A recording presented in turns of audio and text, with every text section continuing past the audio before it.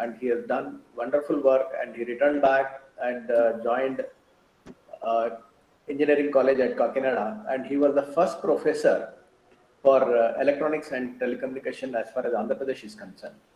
And luckily today, we are having our guest speaker, Mrs. Lakshmi from DLRL, who has done wonderful work in cyber warfare, and that is the need of the hour today. We know all the time this war can happen, and we should be prepared for this.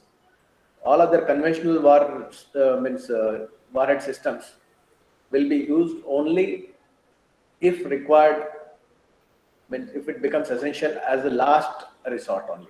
Otherwise, cyber warfare will continue. Every day it will continue. And how to protect ourselves, our systems, let us hear from Lakshmi. With this brief background, I request our secretary, Luli Namashwai, to tell us about this endowment lecture. Namashwai. Sir, good morning all of you. All of you welcome for this today's Professor Gandi Subramanian Gari Memorial Lecture. It is today's, our webinar is 77th webinar and also 5th Memorial Lecture of Professor Gandi Subramanian Garu, who used to be the first chairman of IIT Hyderabad Center.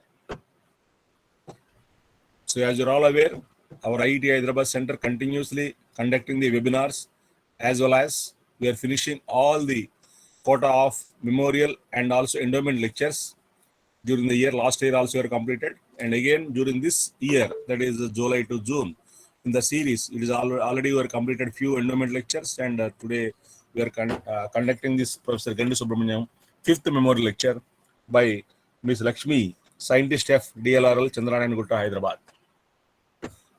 So I want to give the brief introduction about this Professor Gandi Subramanian Garu.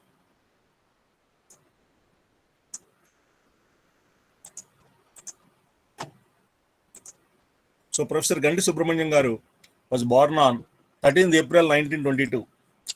He did his primary, high secondary and joined 5th class at PS High School, Mylapore, Madras, and passed SSLC in 1937, where we didn't get even the independence also, and intermediate in Presidency College during 1937 and 39, and also a Bachelor of Engineering Indi, Madras during 1939 and December 1942, BE Electrical Engineering. So this is also prior to the independence. So really we are great to have such a type of personality. He did his Master of Science and from Stanford University, premier institution in the world, USA.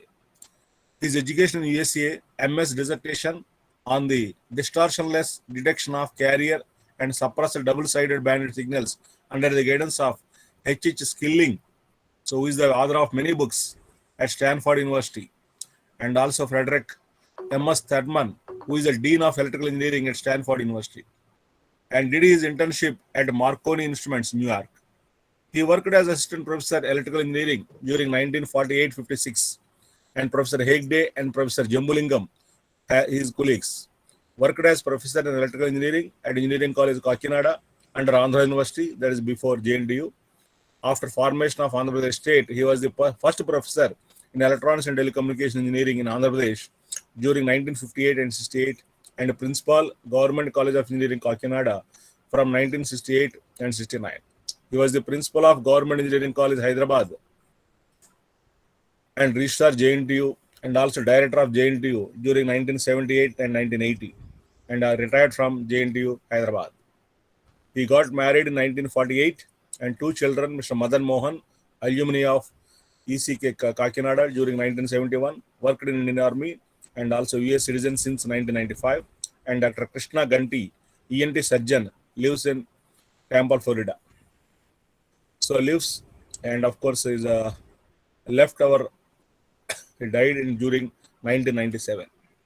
And our this memorial lecture is started during the year 1913, and first lecture is given on 6th July on nanotechnology.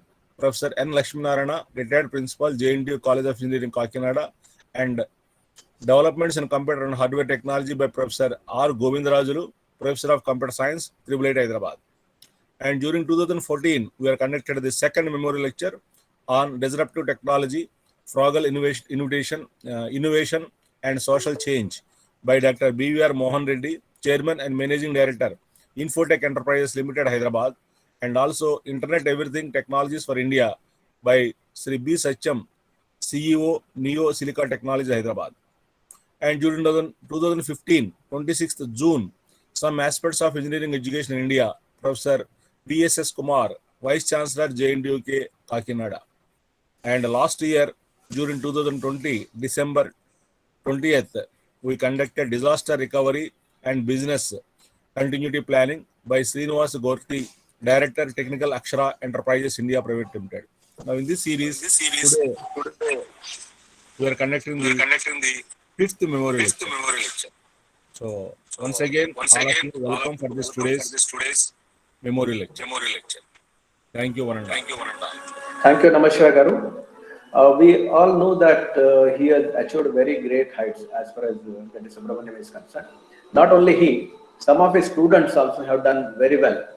And fortunately, today we have Subbi Reddy with us in this webinar, who was his student, if I am not wrong.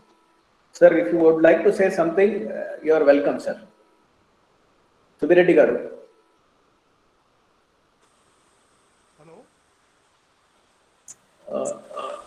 Sir, are you able to hear me, sir? Yes, I am able to hear. Yeah, would you like to say something? Okay. In fact, we tried to reach his son, but his phone, we were not able to get connection. Very good, sir. Anyhow, it's really. Sir, your voice is not heard, sir. Oh my God. Then you continue, sir. Subbi Reddy Garu, go ahead, sir. Sir, if you would like to say something, you can. That is true, but the thing is, my speech is not audible to you. That is the main problem. It's a very low voice. That is a problem. Even sometime also I felt it. Okay, sir, continue it. Thank you. Okay, Thank sir. you Thanks, for giving me the opportunity. Yeah. Now I request our Women Empowerment Committee Chairman, Tuti Sandhya, to introduce today's keynote speaker, Mrs. Lakshmi. Sandhya Garu.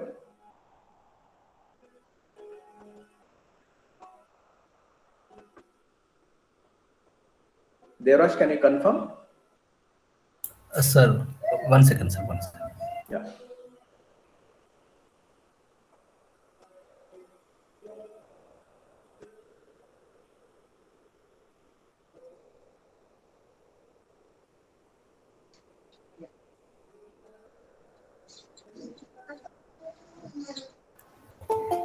Yes, sir.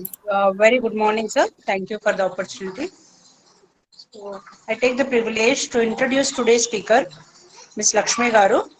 Ms. Lakshmi was born in Kanpur, UP, did her BTech ECE from North Eastern Hill University and MS ECE from JNTU, Hyderabad.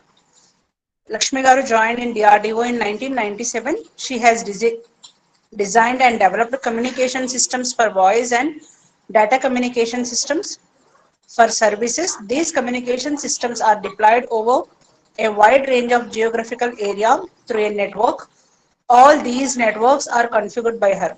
So these major electronic warfare systems have undergone extensive user field trials, and she has coordinated and participated in all these trials. The performance of the system was widely appreciated by the user, and the system configuration along with the specification is now considered as benchmark. And in recognition of her contributions, she has received DRDO Technology Group Award in 2005. She has contributed towards the design and development of intercoastal surveillance systems. It's a prestigious project of Indian Coast Guard. She was project manager for a program of EW systems for Indian Navy. Her research experience in 23 years in R&D of state-art communication systems for electronics warfare. She got DLRL Special Service Award in 2016, and Madam authored papers for international and national conferences and given several invited talks in various institutions and universities. So with this brief introduction, welcome you, ma'am. Thank you for the opportunity given, sir. Over to you. Madam Mrs. Lakshmi Garu, you can deliver your keynote address today. Yeah. Thank you, sir. Thank you to President, sir, and thank you to our Sangmaker, sir, and Sandhya ma'am, P.N. Rao, sir, Virbhadra Rao, sir, Subbi Reddy Garu, and all others who have joined for this 5th Ganti Subramaniam Memorial Lecture. I am very privileged to receive the invitations from IET Hyderabad Center, and my topic is very hot. You can say burning topic of this century. You can say, because this is cyber warfare, and we all know that the effect of cyber and networking we have seen in this pandemic era, and we all know that how these cyber things have been entered into our lives. Starting from our day-to-day activities also, and now how it is important for DRDO, you can say, or for our security and for our sustainment. I'll just brief. I am not working in cyber warfare, but this topic is very interesting to me. So I requested that I want to give in this topic. Maybe I'm not well knowledgeable, but this is very interesting topic, and it is attracting me to read all these things and just go into deep into that. Maybe in future I'll do something, but not now. Sir, I'm sharing my screen, sir.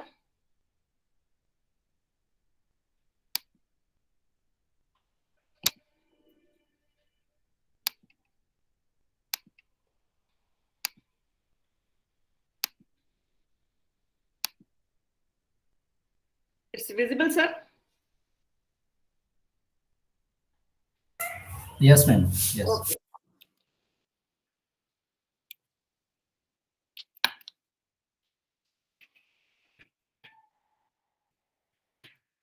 Cyber warfare, it is a fight beyond enemy lines. Why we say that?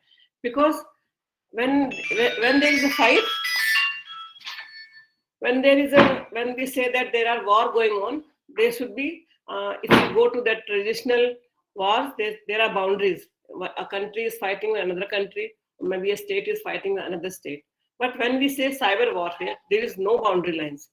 Why? Because we know that internet is open from everywhere to anywhere, and we are having access to internet from all over ends. So we cannot say that there is any boundary in the cyber warfare.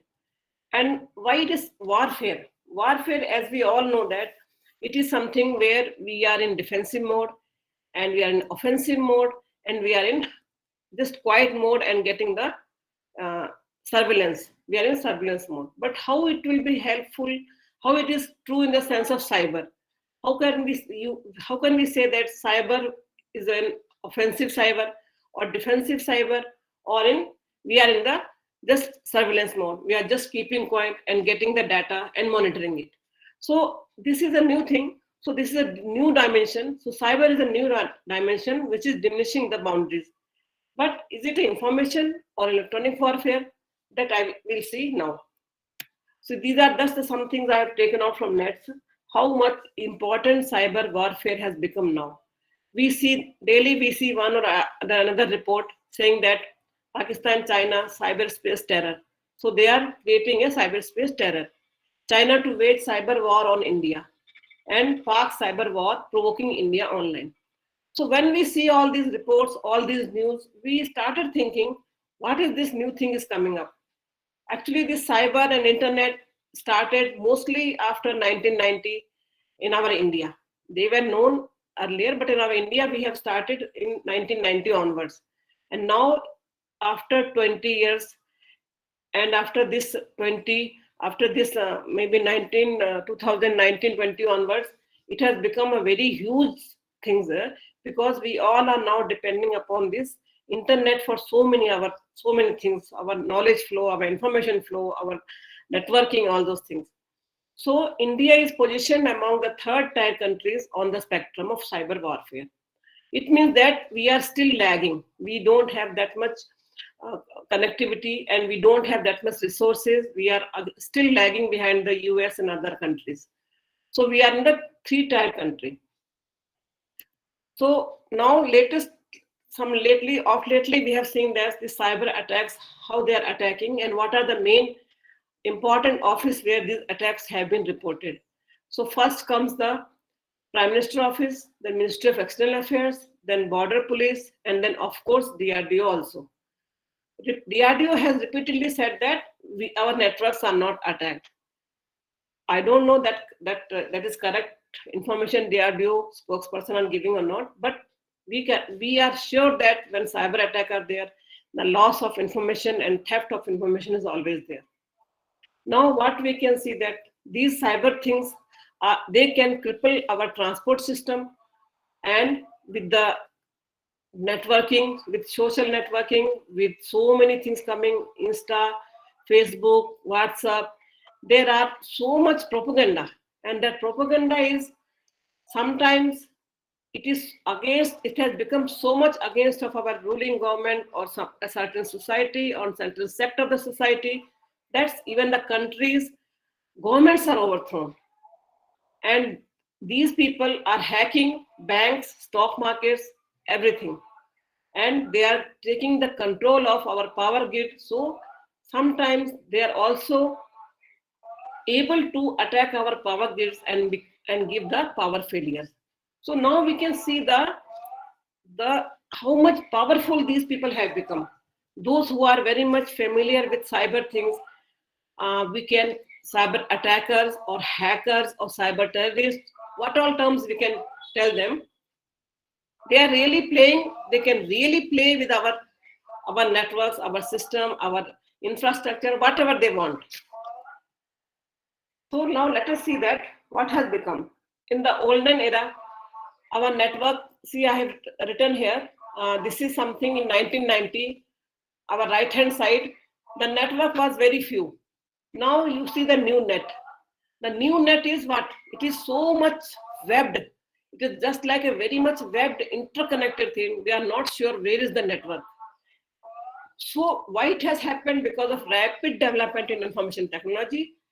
And the way we know that speed of microprocessor chips are doubling every 12 to 18 months, storage density doubles every 12 months, bandwidth is doubling every 12 months, and the prices are reducing. So the prices are reducing means these technologies are become affordable for very much common people also.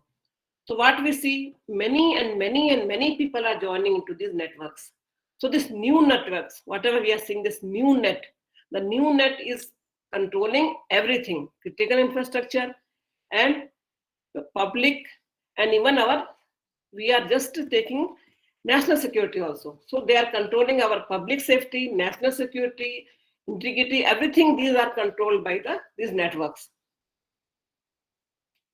Sir, I'm audible, na sir? It's okay, na? Yes, madam, you are audible. Okay. Thank you very much. I don't get feedback, that's why, sir. No, it's quite audible. We are in mute. No, it's okay, sir. I am sharing my screen, so I'm not able to see, sir. That's why. Okay. So we can see that how this evolution has come up from 1977 onwards. We see that earlier we used to hear virus attack ho gaya, then sometimes we see that hacking websites were there, then these types of malicious codes and worms and Trojan and phishing, all those things started. And now we have, after 2016 onwards, we are now into the cyber espionage and cyber warfare. So what this cyber means, what? This cyber is related. So our Narendra Modi has given one statement: cyber related risks are a global threat of bloodless war. India can work towards giving world a shield from the threat of cyber warfare. That is what statement given by our PM Narendra Modi. But what is cyber? Cyber is a prefix that denotes a relationship with information technology. Anything related to computing, such as internet, so falls under the cyber category. It's worth noting that cyber carries the notion of relationship with modern computing and technology. For example, early computing from 1980 and 1990 does not typically attach with the term cyber. So we can say that earlier to 1990s, we were telling that it's a computing technology like that. But after 1990, we started talking about the term cyber. So this cyber is, wherever we are adding cyber, It can be cyberspace, cyber security, cyber crime, cyber attacks, cyber bullying, cyber forensics, cybernetics. So anything related to computers and information technologies and networking, we are just annotating a word cyber. The term war, and we know what is war. War is actually, it's a large scale action, typically over a protracted period of time, and may include objectives seeking to utilize violence or aim to kill. But is cyber warfare is killing somebody? War means killing somebody, but cyber warfare doesn't mean killing somebody. So warfare is just like a cat and mouse game. So here that is which encompass. Suppose we are saying cyber warfare. So cyber warfare we are telling defensive. Those actions through the use of computer networks to protect, monitor, analyze, detect, and respond to unauthorized activity within a government information system and computer networks. So protection of the critical infrastructure like network, assets, bank, power sector, etc. So we see that cyber war is having a broad range, which is to just protect our critical infrastructure. Whatever critical infrastructure like banking, energy, data, education, transport, communication, health, etc. So this is what defensive. We are keeping all these critical infrastructure in a defensive mode. So what is, if we say warfare, surveillance. So this cyber espionage operation became action encompassing those actions through which the use of computer network to gather the data from target or adversary information system or network. So after gathering the information from our adversary networks, we use this information for our attack. So it is also a warfare, just like electronic warfare. We are doing surveillance, we are jamming it, attack, and then we are defending, protecting our own networks. So like this cyber espionage operations, we are keeping the data, collecting the data and information about systems and networks, and keeping it to ourselves for using it for our offensive mode. So what is offensive mode? Offensive mode encompassing those actions through which the use of computer networks to disrupt, deny, degrade, or destroy the information resident in the computers and computer networks, or to achieve, or in the basic operation designed to achieve tangible effects, hacking other systems, their networks, or misguiding missile, RP, etc. So whatever information we have collected, we are using those information through our computer and networks to hack their systems and to misguide them. This is what we are, that's why it has become a warfare, because we are doing all the three actions which is required to be done in warfare, but by the means of cyber, by the means of computer and networks. So cyber warfare versus cyber war, what is the cyber warfare and what is cyber war? The cyber warfare is a distinct from term cyber war. Cyber warfare does not employ scale, production, or violence, which are typically associated with the war. So cyber warfare includes techniques, tactics, and procedures which may be involved in a cyber war. So cyber warfare can also contribute towards soft threats such as espionage and propaganda. So we see that cyber war and cyber warfare. So cyber warfare is like a war only, but they are taking the help of all their computers. So cyber war could accurately describe a protracted period of back and forth cyber attacks. Then it becomes a war. So including combination and threatening. So these whatever cyber things, if we are using in combination with our traditional military actions, it becomes a war. So what is the motivation behind that? Why we have to go for cyber warfare? So there are different motivation like military and civil, like that I have taken. So what are the cyber warfare operation offers a large variety of cheap and risk-free options to weaken other countries and strengthen our own positions.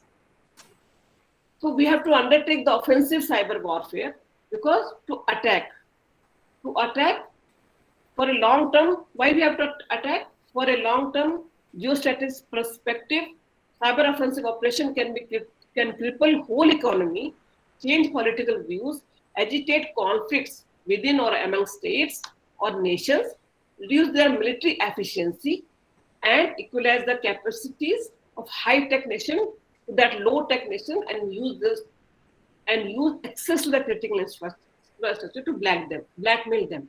So we are using all these type of cyber offensive techniques to make the other countries, to blackmail them or to just have a war, but not as a real war, and to reduce their military efficiency using all this capacity.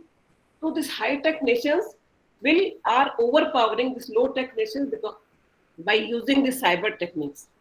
So what is the motivation? One first motivation is military. So with the emergence of cyber as a substantial threat to a nation and global security, cyber warfare attacks also become a domain of interest and purpose for the military.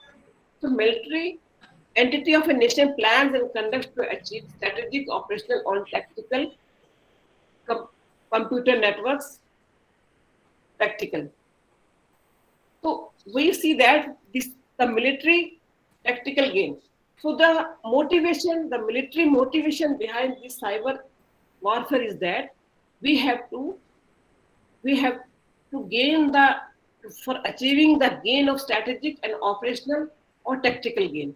If we are having a control over their network, if we can hack and if we can attack, we can get the information. If we become an expert in that domain and take the information, that information can be used by military for their purpose. And computer network warfare is evolving so rapidly that there is a mismatch between our technical capability to conduct operation and governing laws and policy.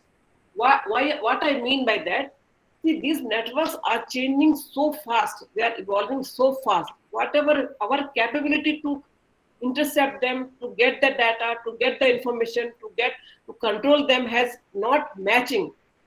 And so we have to be a very much fast catching up about this technicality. So cyber commanded. In military, there is one term, cyber command.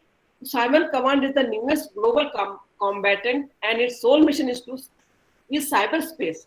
Outside the traditional battlefields of land, sea, and in air, it will attempt to find and, when necessary, neutralize cyber attacks and to defend military computer networks.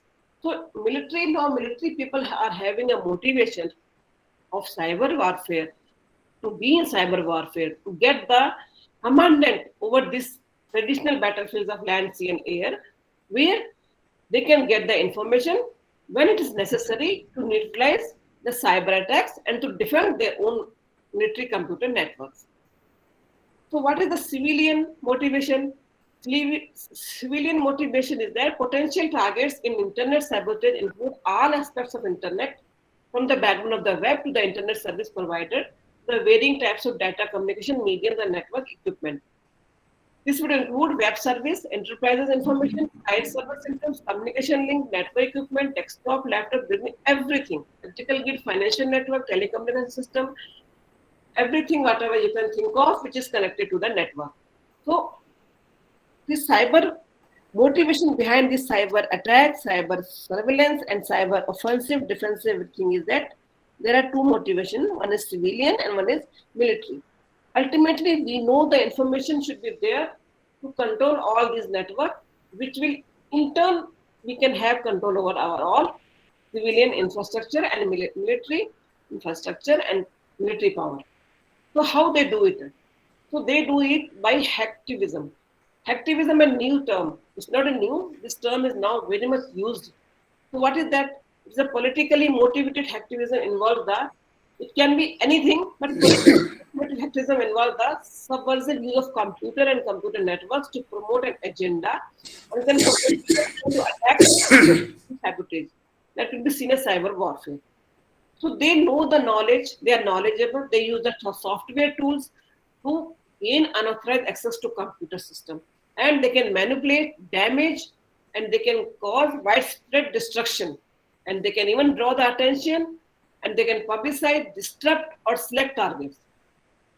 So when they're hacking, they're weakening our website, posting sensitive information of victims, threatening further attacks if their demands are not met. So this cyber hacktivism is becoming very common these days. They're hacking our bank details, they're hacking our sites, they're hacking our accounts, Facebook accounts, financial accounts, to getting the demands, whatever their demands. And they are threatening us for further attacks if their demands are not met. So till now, I have just told about the cyber warfare and what is the motivation behind it and what is the difference between these things and how they affect. Now let us again see the few more definition of cyber warfare. So it is the word of cyber is conventional means to describe anything associated with internet and diverse internet culture.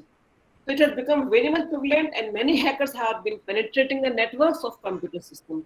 The main purpose behind is to gain advantage over adversaries, whether they are nations, competitors, but disrupting, destroying, and denying the use of system or networks or weapons. So how it is possible? Because the speed of the next speed of network has become so much. They have developed the cyber capabilities. So now another domain has come up: cyber warfare. Future cyber warfare forces will need the capability to attack and defend a much rich targets, including critical infrastructure. So how to stop this? How to handle this? By trusted computing, we look forward to achieve cyber security and integrate this technology into future weapons. So if our computing is become trusted and our hardware and software has to be robust so that they cannot be hacked. That is the only way to save ourselves from this warfare. So now the development of cyber warfare capabilities will enable movement towards cyber as a firefighting domain. So how do we enter into that domain? When we develop the capabilities and we develop the capabilities in the cyber warfare domain. Now cyber space is a man-made domain. It is not a natural, it's a man-made domain, and that differs from other domains such as land, sea, and air that existed independently of the human activities. And it is independent of human activities. For example, cell phone will not work without their infrastructure that includes cell tower. Hence, air traffic control system cannot work with a network of integrated airfield and long-range radars. So, these cyberspace should have the network, the computer, the hardware associated with it.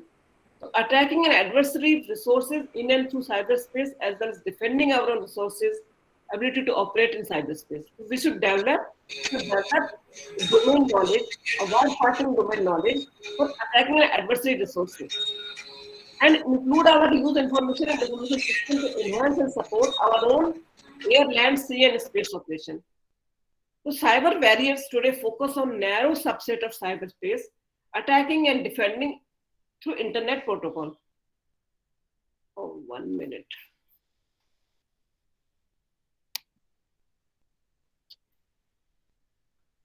Okay.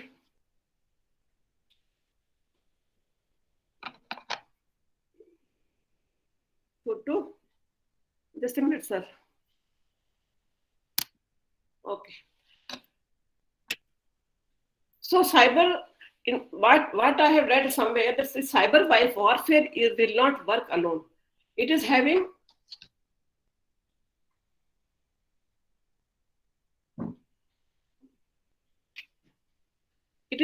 in addition to the future cyber warfare forces will need the capability to attack and defend a much richer set of targets, including critical infrastructure such as power generation and distribution fuel. There is a need to understand the cyberspace domain with capability of delivering offensive and defensive cyber capabilities seamlessly integrated with non-cyber capabilities across all firefighting domains.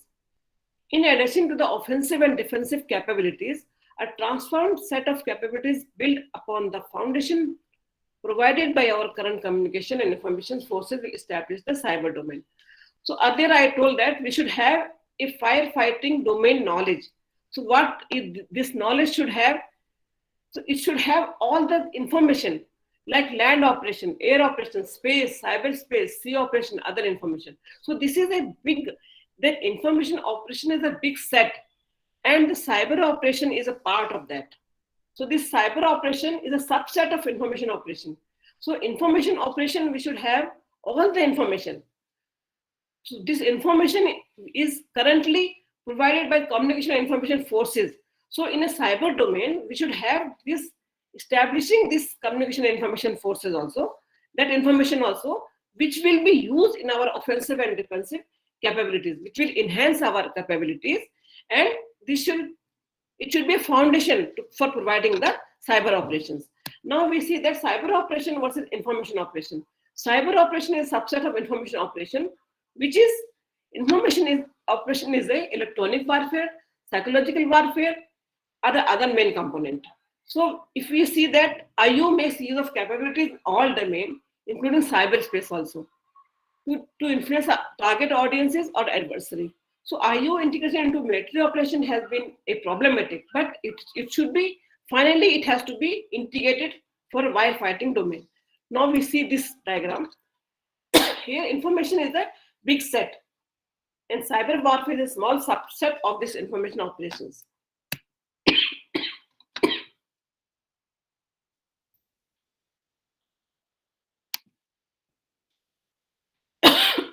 Sorry.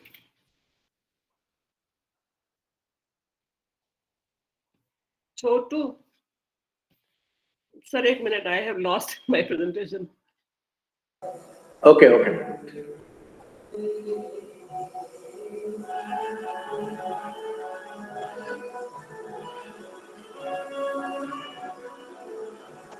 Is it visible, sir, now? Yeah, visible, visible.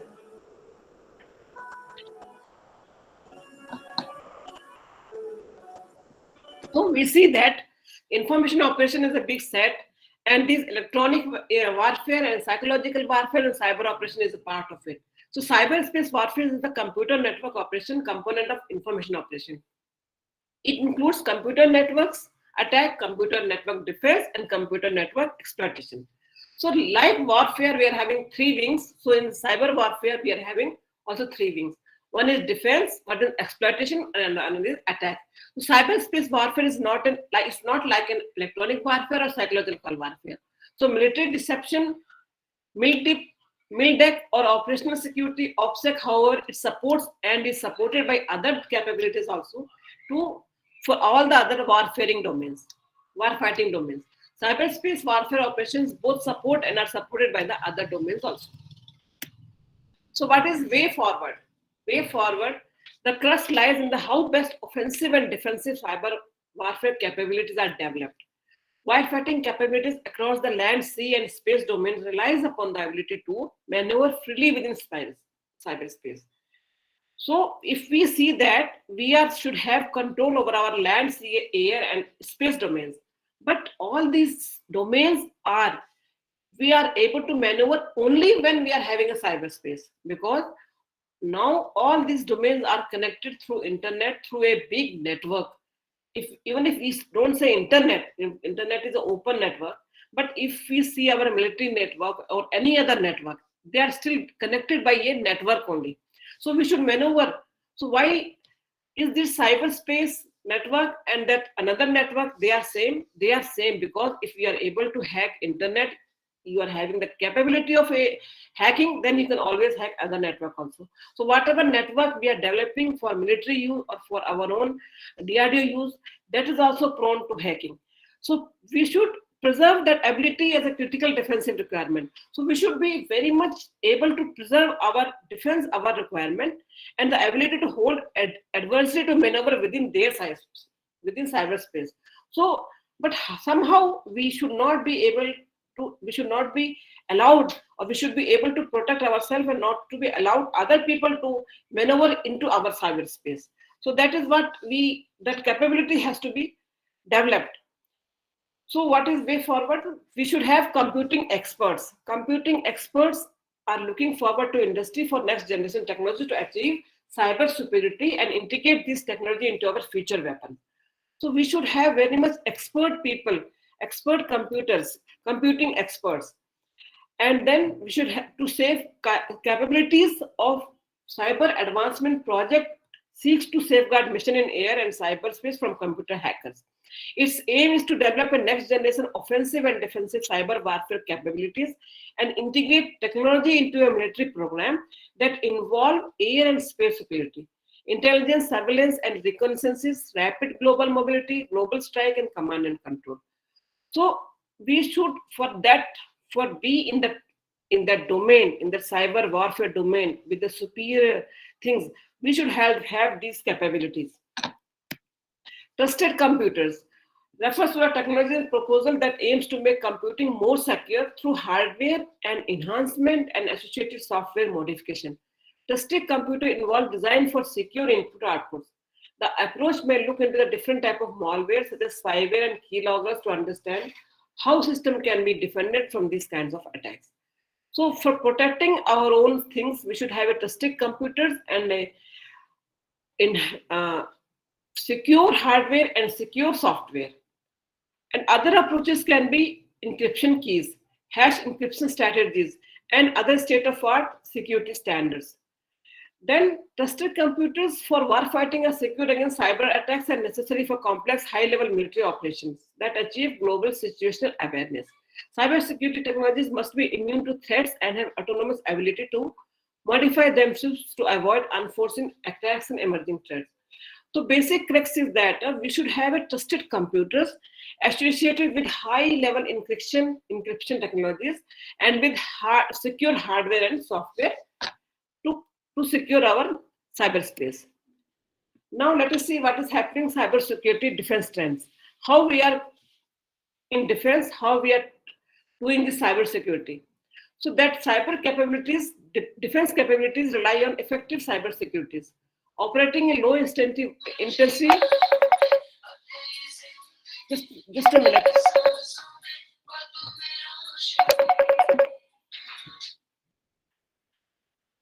Operating in the low intensity warfare spectrum, as it's also known, attackers can disguise their identity and inflict serious economical, political, and military losses. With network and transactions among countries rapidly expanding, the best way to protect themselves is through cooperation.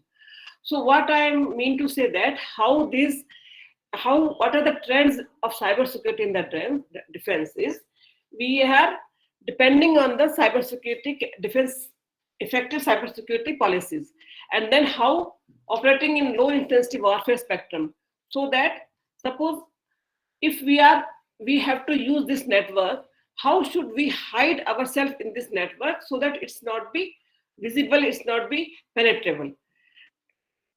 So first thing is some key defense trend impacting the cybersecurities are hiding in the EW spectrum. So IT system emit electromagnetic signals. The higher the volume of those signals, the more likely is for their source of attack. The more likely is for their source to be attacked. Vessels, aircraft, other media platform and command posts must be able to continue operating without disruption, but also hide from the enemy surveillance. The best approach is to hide in the ambient noise, that is the electromagnetic noise that already exists in the field. So that is why this is the first way how we can hide ourselves in our EW spectrum. The next is low intensity warfare and cybersecurity. Countries with strained political relationship often target each other military, financial, utilization, and infrastructure capabilities with cyber attacks. The mode of attacks can be physical nature or a cyber attack that sabotages the country industry network. Cyber warfare need to carry out offensive cyber operations. So every time, even if we are not on the war, every time the low intensity warfare is always present because of this cyber warfare, because of this cyber operations.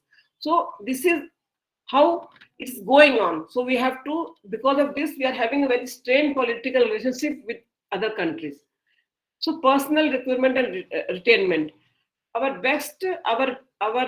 thing is that we don't have very much competent people in these technologies related to cyber things. So because civilian sector offers more the scary in the civilian sector is more appealing than to skilled cybersecurity professional than in military. So people don't want to come to military, and they choose the other civilian career to earn higher income. The Ministry of Defense needs to implement policies that will focus on that while also engaging outsourcers and contractors. So if people are very much knowledgeable, very much competent in the cyber security professionals.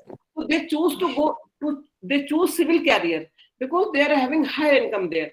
In military of defense, they don't want to come because it is not be paid properly and it is underpaid. They think that it's underpaid. So this military management has to engage outsourcers and contractors for taking their work. So other factor is that we should have edge computing. If we are nowadays there is a use of Internet of Military Things in military. So to improve the exchange of data in high digitized battlefield or supporting personal and logistic function, we are using IOMT. So now this is we should have a high edge of networks. Data processing is done at the edge of the network, closer to the source of data. That creates the need of systems, real-time processing, big data analysis, and increased data storage. Although this capability improves the pace of decision making, they also are the targets of enemy cyber attacks. So somehow we have to increase our efficiency by using all these things: real-time processing, big data analysis, and data storage. But again, we are putting ourselves on enemy cyber attack side, because the more we use these networks, the more we use this computer hardware, which is network, more we are prone to cyber attacks. Therefore, cyber security forces have to reorganize to tackle risk at the front line. So we have to manage by using this latest technology, by using this latest data processing techniques, big data analysis. We have to do something to save ourselves also. So cyber security forces should be very much active in military front also. And one more, the fifth thing is that military grade hardware. Instead of using cords, nowadays we are using cords for our military systems, making military system. If we are using military grades items and hardware, so they are less prone to attacks. They are ruggedized and they are tamper proof. So instead of going for COTS item, which seems to be available and very cheap and very accessible, we should go for military grade hardware, which is less, which is very proof and it's a very rugged. So at least we are safe by cyber attacks. So now this is the thing. What we are again, our people, the cyber defense should be able to respond to cyber attacks automatically by restoring or reprovisioning, getting computing and networking resources. So what I want to emphasize that technologies, our people, our students, our technologists. Madam, just 1 minute. I think somebody's mic is not muted and it's creating. I request Jayanti to mute your mic, please.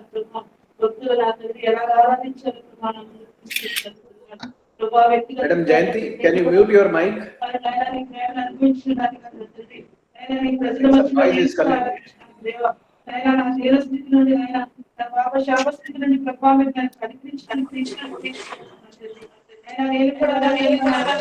having the control. Devraj, is it possible for you to mute?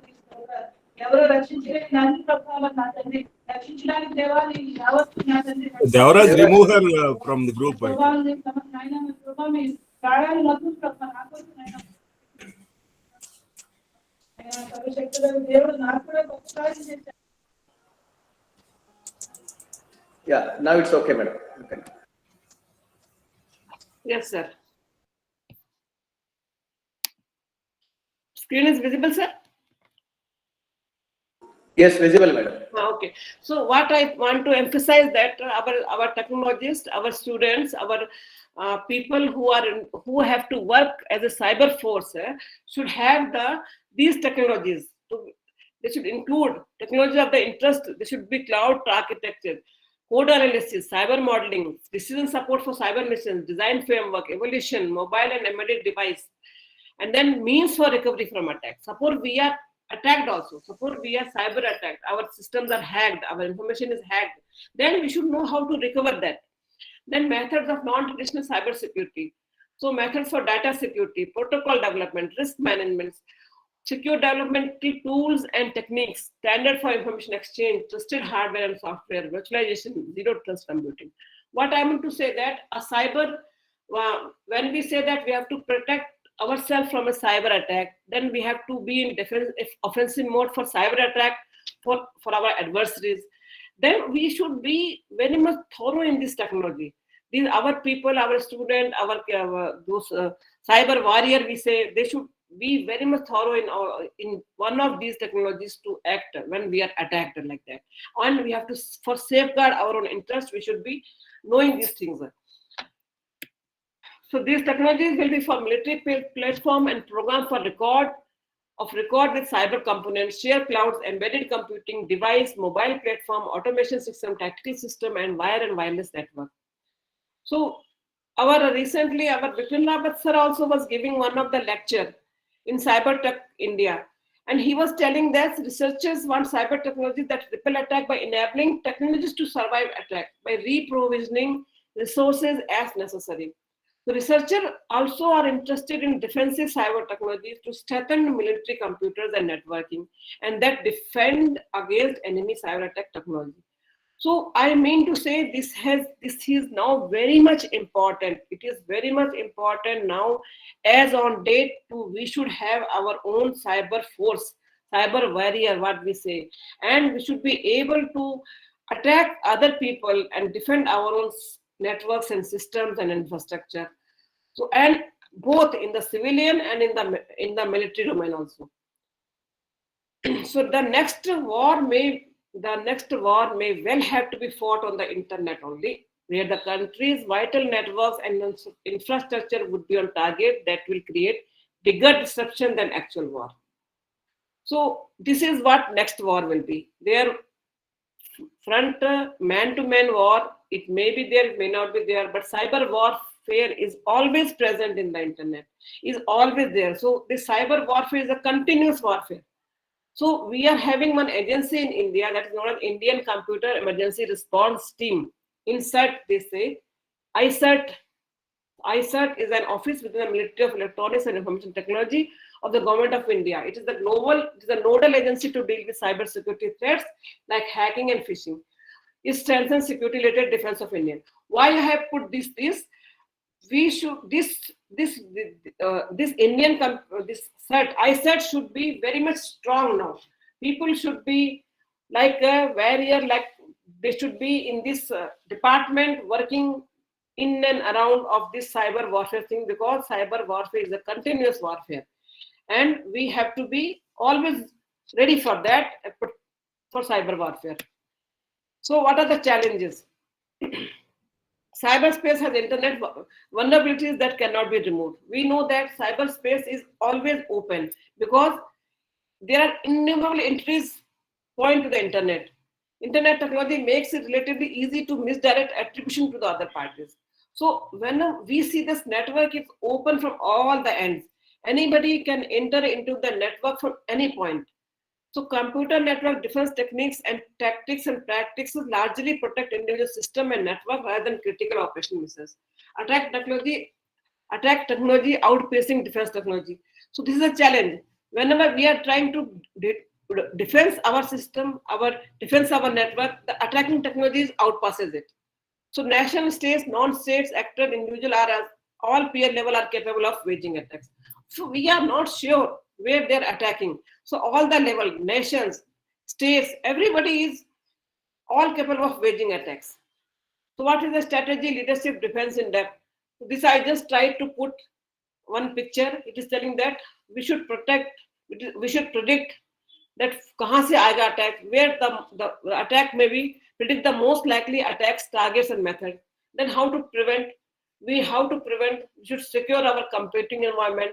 Then how to detect, suppose if we are attacked, how to detect that attack and prevent attacks, not to prevent, allow for rapid and thorough response. Means suppose we are attacked also, then it should not be so much rapid. Somewhere we should be able to hold it, somewhere we should be able to protect it.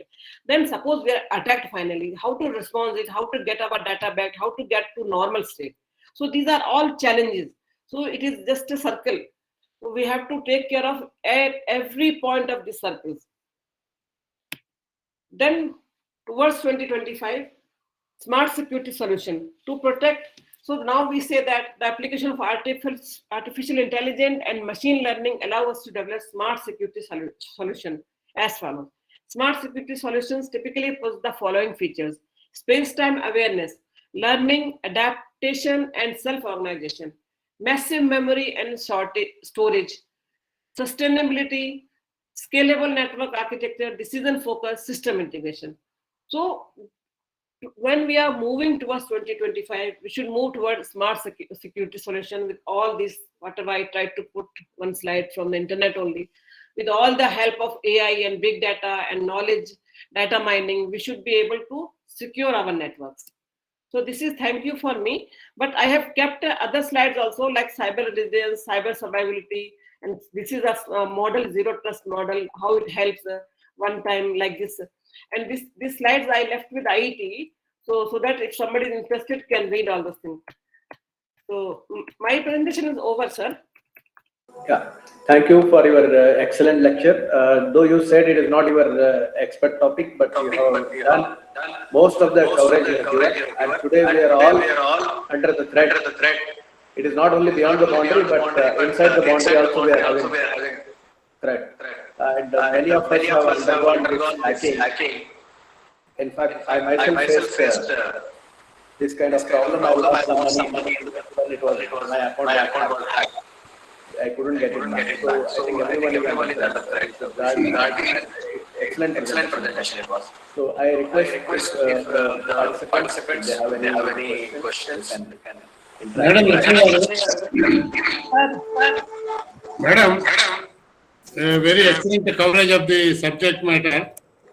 But I want to make one observation. Sir. In your presentation, particularly when you call it as cyber warfare, and the talk is mostly oriented toward the military, you have not covered, you have covered the cyber attack as well as cyber protect only from the denial type of attacks. But in military, wherever strategy has to play, we are mostly worried about we mostly depend upon the deceptive type of attacks, and we are mostly worried about protecting us against the deceptive type. So that, our command data is not, it is a guided missile, not a misguided missile, or the response times, you should, our main worry is that deceptive type of cyber attacks we are not covered. Perhaps the time is not less. I think you have to think over it in the. No, sir.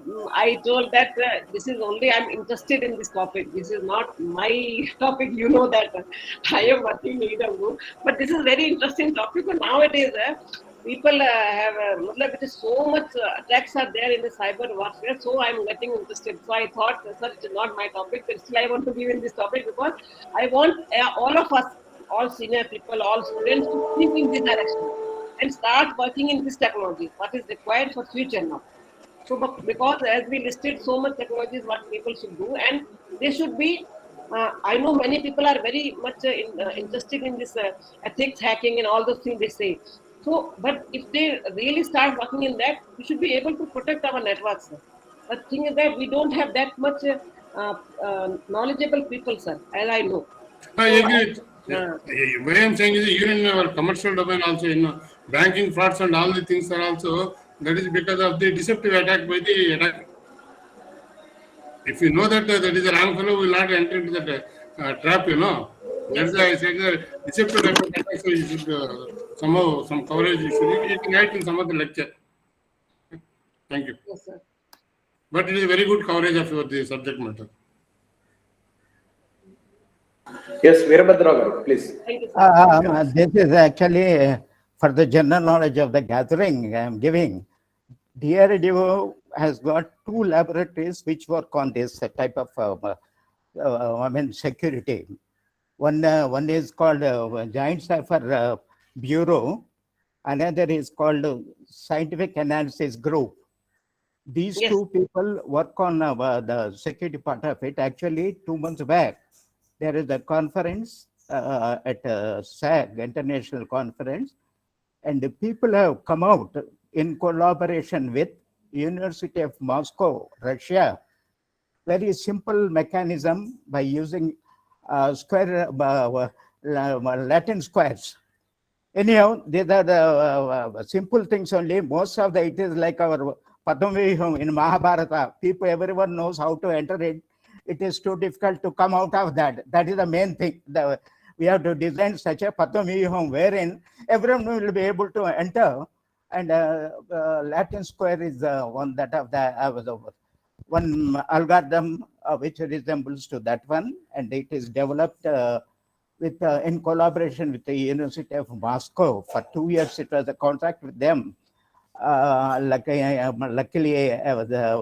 I could participate in that one. Actually, in 1987, I was made the director for Giant Cipher Bureau, and in 1985, 95, I was made again director for SAG, which I could not accept because my wife is a state government teacher and my two sons were in the engineering college. Otherwise, in 1987 itself, I was offered to that one.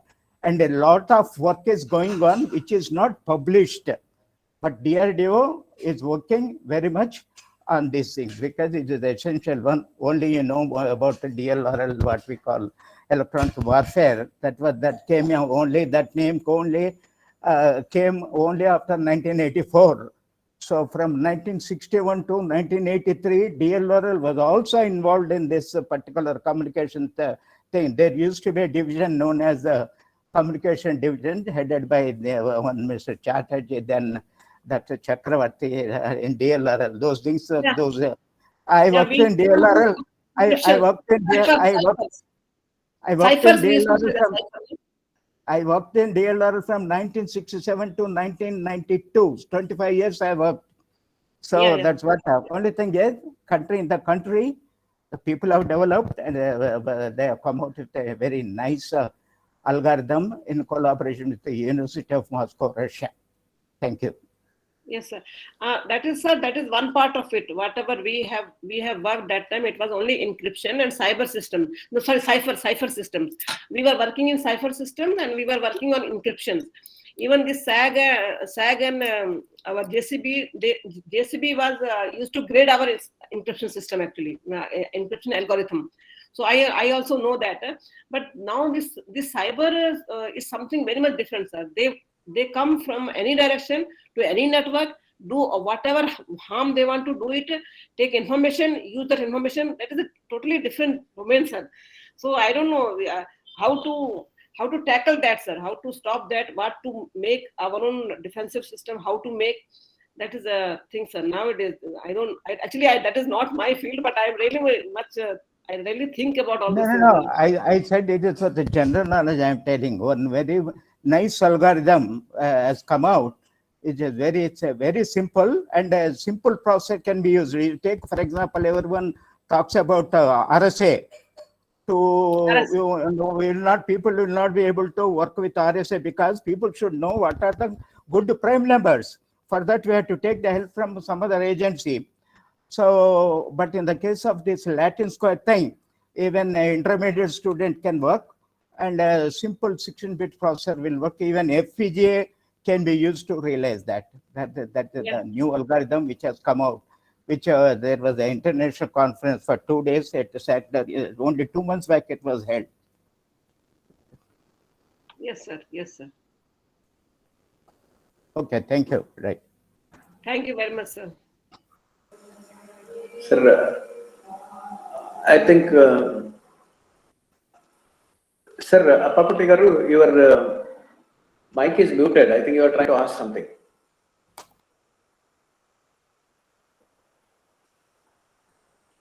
You have any questions?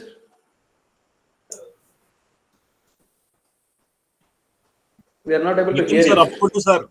Appakoti sir, welcome sir. Please switch on your mic, sir. We are not able to hear you, sir.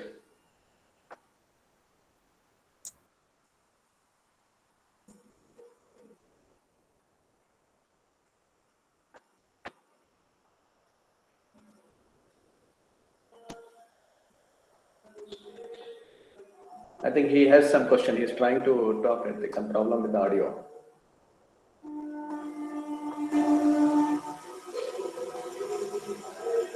Incidentally, today, our Prime Minister's Twitter account was hacked, and that came in the news for a few minutes or a few seconds. It was hacked. So that can also create a havoc.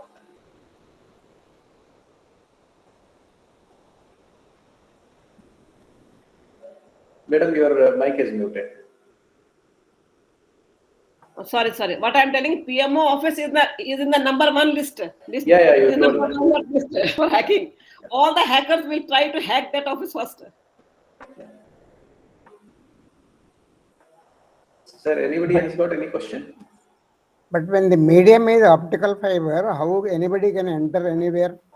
And our websites are our own private.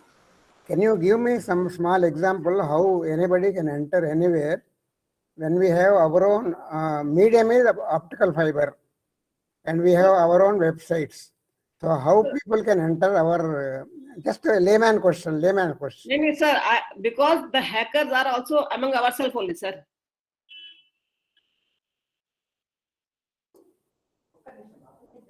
Hackers are also among ourselves only, sir. Okay, our side. Yeah, only. I think the meaning of cyber in English is some akasha or something, not fiber or underground or whatever, which is going through akasham. We call that a cyber thing. Whatever is more or less wireless. Mostly So it is meaning from of cyber. Mostly it may be manpower only. Manpower attacks. They get into private because they put their people in our place, and then that can happen perhaps. Sir, they can make a virtual machine, sir. They can imitate the IP address. They can do, even in the wireless, it is very easy to hack, sir. If they are hacking through wireless networks. Suppose if you are hacking through dedicated optical networks, then they make a virtual machine, sir, with our own IP addresses. And they are having a fair knowledge of IP addresses configuration. So they hook themselves with a virtual machine and they hack, sir. Sir, optical fiber is up to towers only. From the towers, the